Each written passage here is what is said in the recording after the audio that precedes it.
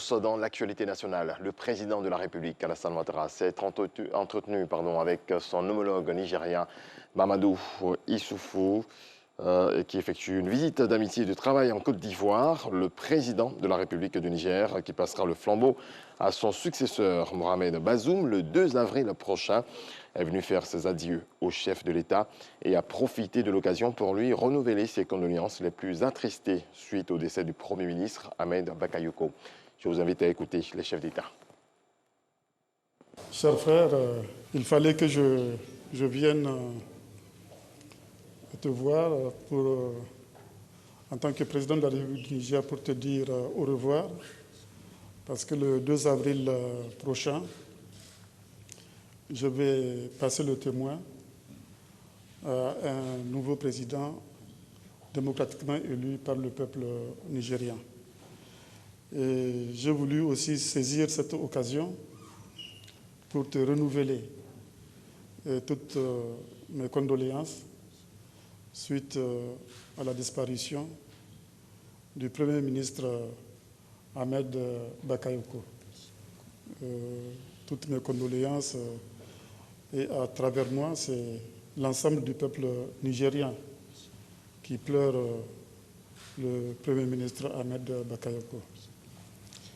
J'ai voulu aussi faire cette visite pour échanger et me réjouir de la qualité des rapports que nous avons eus au plan personnel et de la qualité du travail que nous avons abattu ensemble pendant toutes ces années, ce qui a permis d'ailleurs de renforcer les relations bilatérales entre le Niger et la Côte d'Ivoire.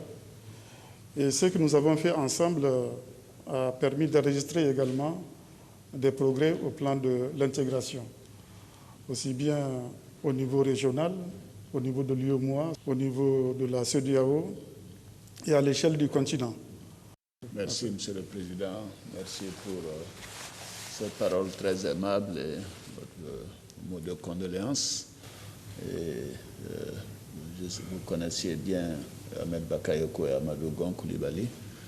Donc, ce sont deux personnalités de grande qualité qui nous ont quittés ces derniers mois. Et j'ai apprécié à chaque fois la représentation du Niger par votre Premier ministre, qui a toujours été à nos côtés. Donc, grand merci pour cette marque de solidarité. Et je tiens aussi à vous féliciter pour votre décision. Et ce qui importe pour nos pays, c'est la paix. Et nous sommes très attristés de voir toutes ces attaques. Récemment à Tillabéri, à Tawa, avec plus de 100 morts en une semaine. Et évidemment, je vais vous dire que nous sommes totalement engagés à vos côtés. Et nous ferons tout ce qu'il faut, et tout ce que nous serons demandés à faire, parce que c'est un combat commun.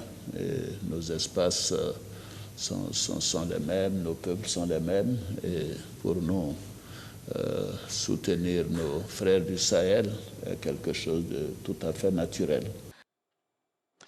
Autre volet de l'actualité, plus de 24 000 personnes ont reçu leur dose de vaccin AstraZeneca dont l'efficacité a été confirmée par l'Agence européenne de médicaments. 24 639 pour être précis.